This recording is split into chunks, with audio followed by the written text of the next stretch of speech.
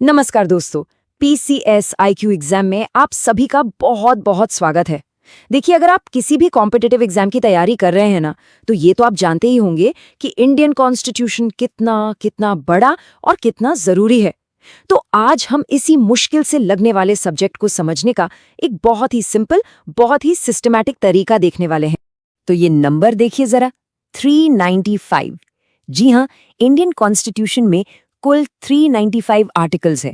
अब ये नंबर देखकर ही सच कहूं तो कई बार घबराहट सी होने लगती है कि नहीं? मन में आता है यार, इतने सारे आर्टिकल्स को कोई याद कैसे रखेगा?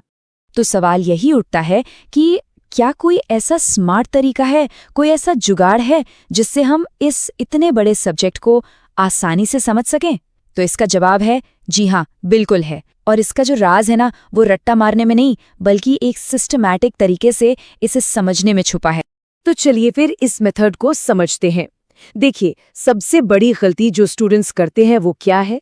वो हर आर्टिकल को अलग अलग एक एक करके याद करने की कोशिश करते हैं। हमें ये नहीं करना है। इसके बजाय हमें उन्हें उनके लॉजिकल ग्रुप्स या कह लीजिए पार्ट्स में समझना है।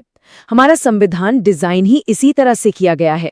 तो ये रहा हमारा 4 स्टेप फॉर्मूला। सबसे पहला, हम आर्टिकल्स को उनके कॉन्स्टिट्यूशनल पार्ट के हिसाब से ग्रुप करेंगे। दूसरा, हम किताबी भाषा के बजाय उनके प्रैक्टिकल मतलब पर फोकस करेंगे, मतलब वो जो एग्जाम में पूछा जाता है। तीसरा, हम कंपैरिजन चार्ट्स का इस्तेमाल करेंगे। और चौथा, हम कुछ बहुत ही मजेदार मेमोरी ट्रिक्स भी देखेंगे। चलो, अब इस मेथड को ना प्रैक्टिकली अप्लाई करके देखते हैं। और शुरुआत कहाँ से करेंगे? बिल्कुल, संविधान के पहले ही पार्ट से।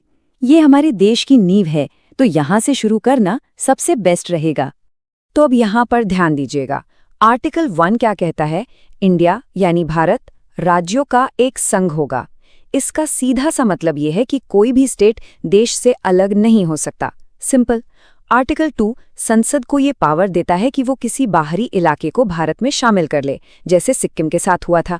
और आर्टिकल 3 ये संसद को पावर देता है कि वो देश के अंदर ही राज्यों की बाउंड्री या उनके नाम बदल सके, जैसे तेलंगाना बना। बस एग्जाम के लिए इतना समझना मोर देन इनफ है। और यही इस पूरे मेथड का सार है। हमारा मकसद वकील बनना नहीं है, हमारा मकसद है एग्जाम क्लियर करना। इसलिए हमारा फोकस कानूनी भाषा की गहराई में जाना नहीं है, बल्कि इस बात पर होना चाहिए कि सवाल आखिर बनता कैसे है। ठीक है, अब आते हैं अपनी अगली टेक्निक पर। देखिए, संविधान के जो बड़े बड़े हिस्से हैं ना, जैसे कि एग्जीक्यूटिव की पावर्स, उनको एफिशिएंटली समझने के लिए कंपैरिजन यानी तुलना करना एक जबरदस्त तरीका है। अब जरा इस स्लाइड को देखिए। ये एक बहुत ही स्मार्ट तरीका है, एक तरह का हैक है। अगर आपने प्रेसिडेंट की पावर्स को समझ लिया, तो गवर्नर की पावर्स आपको अपने आप याद हो जाएंगी। देखिए कैसे। आर्टिकल 52 प्रेसिडेंट के पद की बात करता है, तो ठीक वैसे ही आर्टिकल 153 गवर्नर की। इसी तरह आर्टिकल 123 प्रेसिडेंट को ऑर्डिनेंस यानी अध्यादेश जारी करने की पावर देता है। अब बस इन नंबर्स को थोड़ा सा घुमा दीजिए। 213 ये आर्टिकल गवर्नर को वही पावर देता है। देखा, ये पैटर्न आपका बहुत सारा टाइम बचाने वाला है। अच्छा, कई बार ऐसा होता है ना कि कुछ इंपॉर्टेंट आर्टिकल्स एक साथ आते हैं और उनको याद रखना बड़ा मुश्किल हो जाता है। यहीं पर काम आते हैं निमोनिक्स, यानी हमारी याद करने की देसी तरकीबें। जैसे मान लीजिए आपको इंडियन पार्लियामेंट से जुड़े 3 लगातार आर्टिकल्स याद रखने हैं, तो इसके लिए आपको बस एक शब्द याद रखना है, और वो शब्द है सरल। है ना, एकदम सरल और इफेक्टिव। चलिए देखते हैं ये काम कैसे करता है। सरल में स से बनता है संसद, जो है आर्टिकल 79 में। र से बनता है राज्यसभा, जो है ठीक अगले आर्टिकल 80 में। और ल से क्या बना? लोकसभा, जो है आर्टिकल 81 में। 79, 80, 81 हो गया याद? कितना आसान है। तो ठीक है, अब तक हमने जो भी टेक्निक सीखी हैं, उन सबको मिलाकर अब हम बात करेंगे आपकी फाइनल एग्जाम स्ट्रैटेजी की, यानी कुछ गोल्ड पॉइंट्स की। तो इन गोल्ड पॉइंट्स को अपनी तैयारी का हिस्सा बना लीजिए। पहला, हमेशा आर्टिकल्स को उनके पार्ट्स में ही पढ़िए। दूसरा, पार्ट 1 से लेकर 4A तक, यानी आर्टिकल 1 से 51A, इनको तो एकदम घोल कर पी जाइए, ये सुपर इंपॉर्टेंट है।